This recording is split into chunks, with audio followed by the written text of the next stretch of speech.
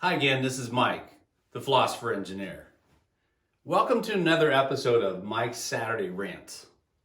It's pretty easy to find something to complain about or rant about, but today I'm going to focus on keeping science away from politics. So keeping science away from politics. Well, you might guess why I'm picking on that topic, but notice I didn't say keeping politics away from science. There's nothing we can do about the political games. There's going to be angles going in every direction. Left versus right, media versus, the president or the House or whatever. And it's not just politics, but there's business interests and other things. There's really politics, profits, and maybe even promotion. So there's a lot of agendas out there, and they're looking at the science. We can't keep the politics out of the science. Everything's politicized. But we can keep the science away from the politics. And this is what I focus on in my work for engineering and product development, and that's how to look at issues without an agenda.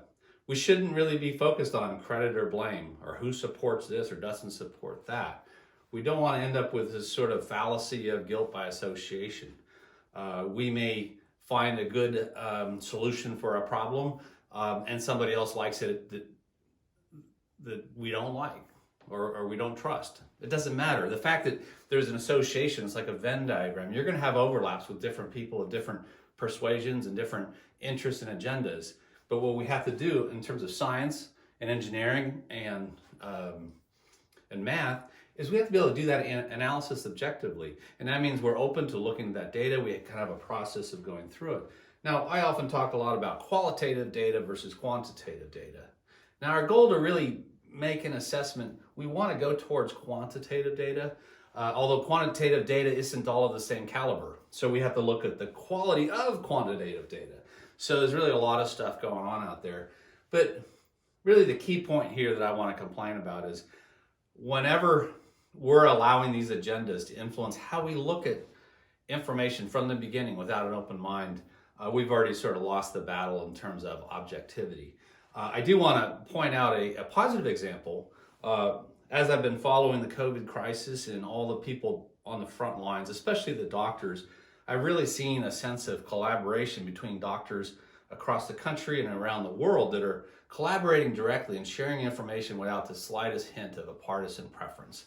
And that's really what we need to do. So as professionals, the politics game is going to go on, but especially in a crisis where people's health is on the line, there's critical issues, and everything is moving fast. We need to put our blinders on to, whose side is it on? Instead, just look at what is the information? What are the health implications? This is a battlefield. I mean, it's very much like a triage where people are having to make calls on the spot. In some cases, and I've read many stories where people are sick and their health falls off very quickly. And as most of you know, when people go on ventilators, a very high percentage of people die that are on ventilators.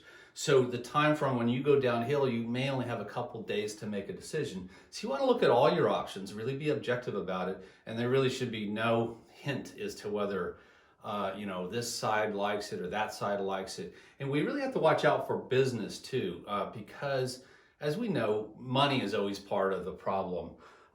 When there's a lot of money in something, that's going to buy influence. And so there's a lot of people that want to influence us. But if we're trying to make an objective decision, we have to kind of just push aside that influence because we always know there's politics and we always know there's profits and there's even promotion, whether it's a promotion of an individual or promotion of some business interests or other agendas. So there's a lot of agendas out there. That's not our job to fix it. Our job is to kind of ignore those agendas and look at the data real time. Now, I'm really looking at the whole COVID crisis as a case study, and I'd like to sit back, after all the noise is done and all the yelling and complaining and blaming is done, that, maybe a year from now, we look back at that and say, what did we learn from this COVID crisis? And not just about the disease itself, but on how we responded to it. Were we able to look at the information objectively without any kind of partisan bias or without really being affected very much by the influence? Instead, looking at this from what does it mean to us? Because some of us have had to face that issue, whether it's a family member or a friend that has had the disease, and we want to know ahead of time how to make that right judgment without it being clouded by some other agendas. It's way too important. Fortunately, with our family, we haven't had that problem, but both my parents are alive and they're in their 80s, and if it did come up, it would be too late to do the research then. You want to do the research ahead of time, and that research shouldn't be based on some kind of judgment that's clouded in another agenda other than what is best for our health. Anyways, that's my rant for the day here, Mike's Saturday rant. We're going to get back to next week. The topic for next week is going to be focused on proactive activities again. So I'm talking about the focus on proactive product development, and it's going to build on what we already talked about, which was managing our knowledge base and using how do we approach knowledge, how do we manage it, and then how do we apply it. So I think this is a pretty important topic, and I really look forward to talking to you some more. Be safe out there. I hope you're doing well. Springtime is coming, and it's looking beautiful here, so I'm really looking forward to a great week. So you have a great week as well, and hopefully this crisis will keep moving a little bit away from us and we can get back to our business and our lives in springtime, and then summer's not far behind. All right, take care. Thank you very much. I enjoy these conversations. I'll talk to you again soon.